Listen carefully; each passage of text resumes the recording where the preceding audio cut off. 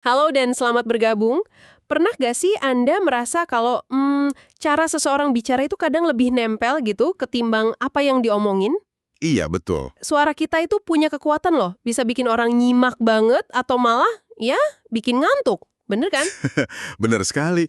Kekuatan vokal itu luar biasa dampaknya. Nah, hari ini kita punya sumber yang menarik nih. Buku klasik dari tahun 1915, judulnya The Art of Public Speaking. Wah, lama banget ya. Lama ya, kedengarannya kuno mungkin ya.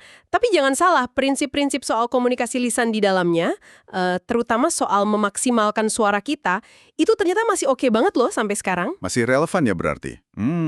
Masih sangat relevan. Jadi dalam obrolan kita kali ini nih, kita mau coba gali intisari sama tips praktis dari buku ini.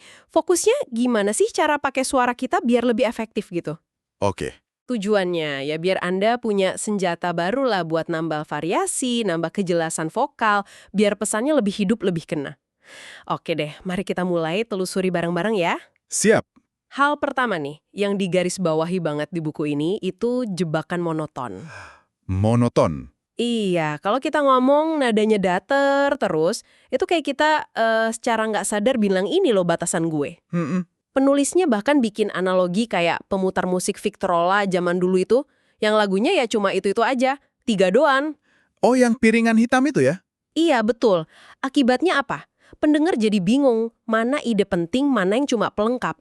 Semuanya kedengeran sama rata soalnya. Dan penulis buku ini ngelihatnya cukup tajam loh. Monoton itu katanya bukan cuma dosanya pembicara, Oh iya, tapi juga semacam wabah buat pendengar, bikin bosan. Pikiran jadi kemana-mana. iya sih, kebayang. Nah, yang menarik nih, buku ini bilang kalau ngomong itu sebenarnya ya kayak nyanyi juga, tapi bentuk modifikasinya. Kita semua punya rentang nada alami yang bisa dieksplorasi. Oh gitu ya? Jadi, kalau suara kita monoton, itu bukan berarti kita nggak punya potensi. Tapi lebih karena, ya itu tadi, kekuatan vokal kita belum diasah, belum dipakai maksimal. Tujuannya ya mengembangkan semua potensi vokal kita itu. Tepat sekali. Nah, obat pertama buat monoton ini, kata buku itu, ya bermain dengan perubahan nada atau pitch ya. Pitch ya. Iya, pitch. Coba deh perhatikan. Kalau kita ngobrol santai aja, kan tanpa sadar nada suara kita naik turun tuh. Bisa 3 sampai 6 nada, kadang lebih. Betul-betul, refleks ya. Iya, refleks. Beda banget sama suara monoton yang kayak tombol rusak. Ditekan di situ terus. Pasti bosen kan dengernya? Pasti.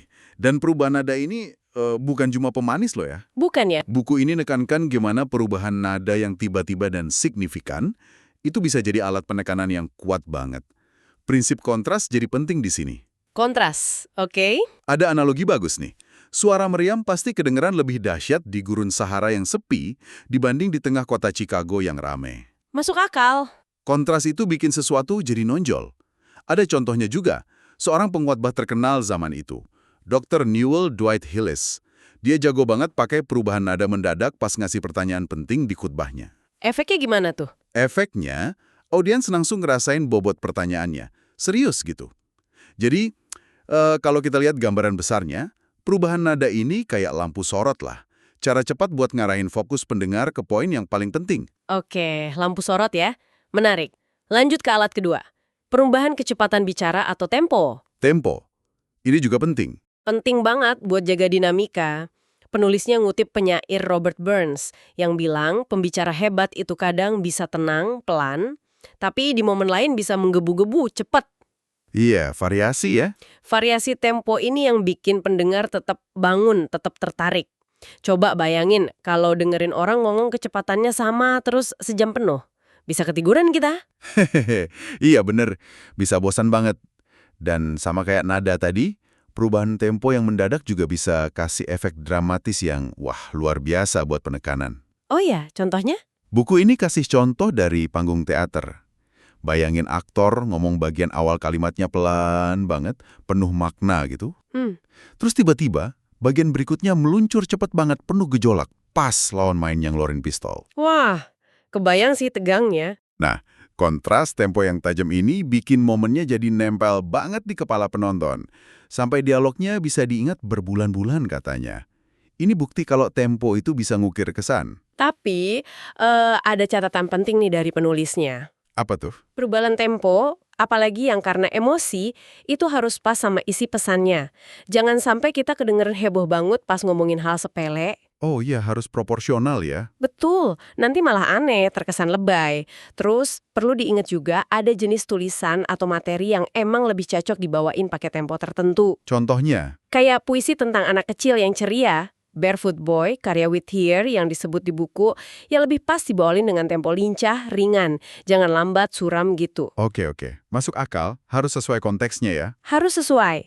Nah, alat ketiga yang dibahas itu kekuatan jeda atau pause. Jeda. Ini sering disepelekan nih. Matahari buat bakar sesuatu. Jeda itu fokusin energi mental kita. Menarik. Terus? Kedua, jeda itu kayak ngasih napas buat pendengar. Perhatian kita kan naik turun ya. Nggak bisa fokus terus-terusan. Iya juga ya. Jeda singkat ngasih kesempatan pikiran audiens buat istirahat bentar, nyerap yang baru didengar sebelum siap nerima info lagi. Penulisnya malah pakai analogi filosofis. Tuhan aja istirahat di hari ke-7. Masa pikiran audiens gak butuh jeda? Aha, benar juga analoginya. Oke. Jadi buat pembicara dan pendengar ya. Iya. Ketiga, jeda bisa bikin suspense. Suspense, rasa penasaran gitu. Betul. Bikin orang nunggu bentar itu kadang malah nambah nilai dari apa yang mau disampaikan. Kita jadi lebih ngehargain jawabannya karena sempat dibikin penasaran. Kayak cerita detektif kan? Nunggu sampai akhir buat tahu pelakunya. Iya. Buku ini ngutip resep penulis Wilkie Collins.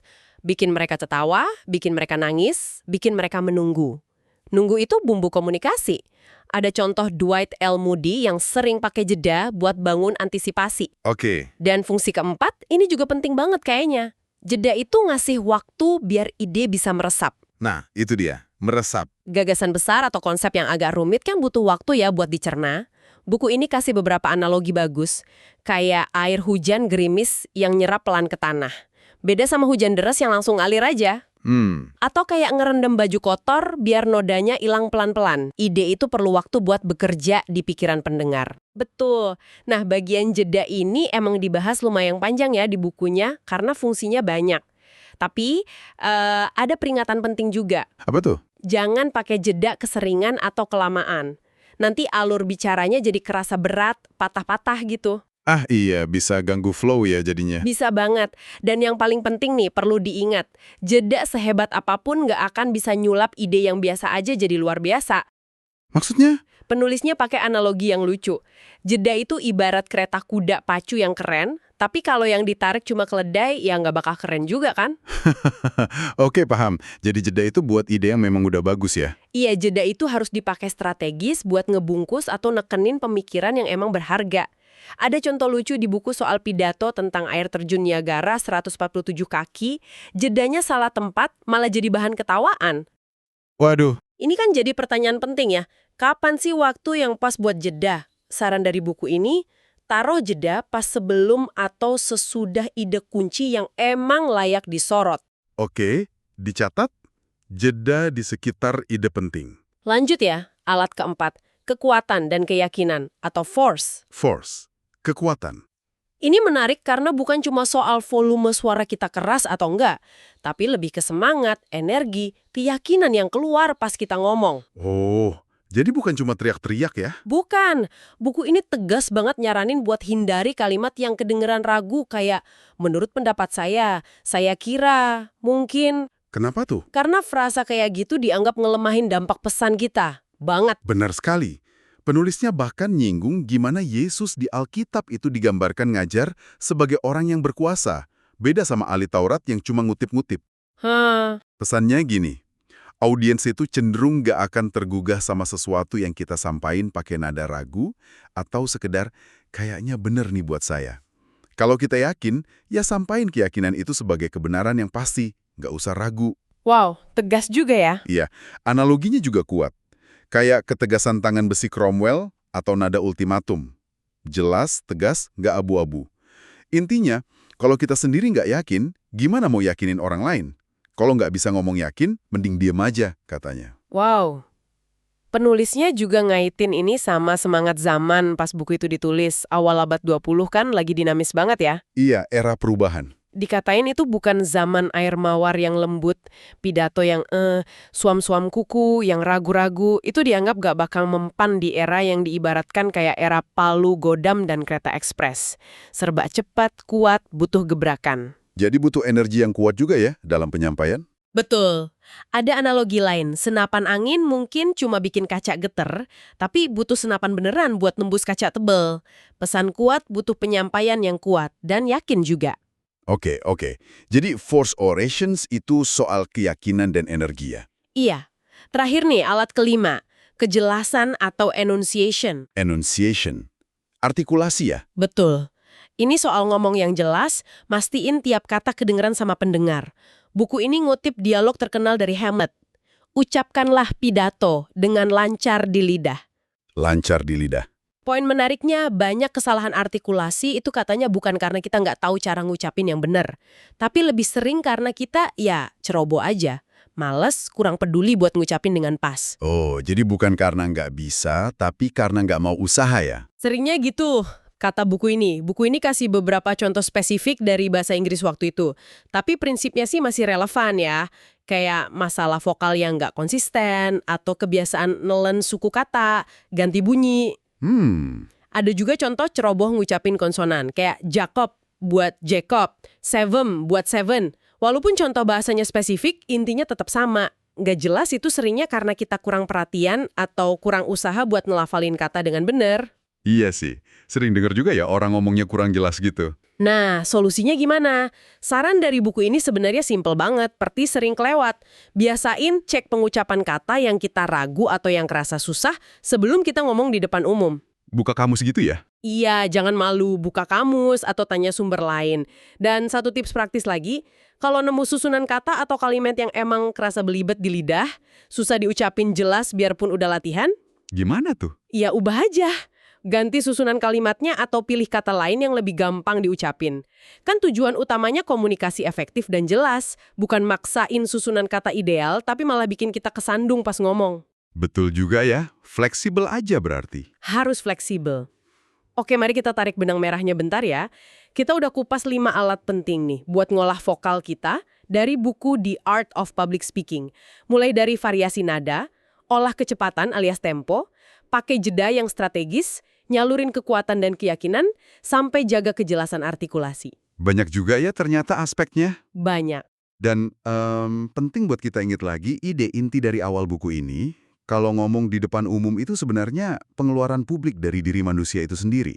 Pengeluaran diri ya, dalam juga mananya. Iya. Jadi semua teknik vokal ini bukan cuma aturan mekanis yang kaku, tapi ini cara-cara buat benar-benar ngidupin pikiran dan perasaan kita. Cara buat nunjukin keunikan diri kita lewat suara. Oke, jadi apa nih artinya semua ini buat Anda, para pendengar? Kami mau tutup sesi ini dengan tantangan kecil deh. Tantangan apa nih? Coba pikirin, gimana kalau di obrolan penting Anda berikutnya, atau pas presentasi nanti, Anda coba sadar-sadar terapin satu aja dari teknik ini. Satu aja. Misalnya? Misalnya sengaja pakai jeda sebelum ngomongin poin kunci, atau coba sedikit naikin nada suara buat nekenin kata yang paling penting. Kira-kira nih, perubahan dampak apa ya yang mungkin Anda rasain atau lihat dari respon lawan bicara Anda? Menarik buat dicoba itu. Satu perubahan kecil bisa jadi beda ya hasilnya? Bisa jadi. Ya, itu aja mungkin buat kali ini. Terima kasih banyak udah nyimak obrolan kita. Semoga wawasan dari buku lawas ini bisa jadi inspirasi buat Anda terus ngasah cara komunikasi ya. Semoga bermanfaat. Sampai jumpa lagi di penelusuran mendalam kita berikutnya.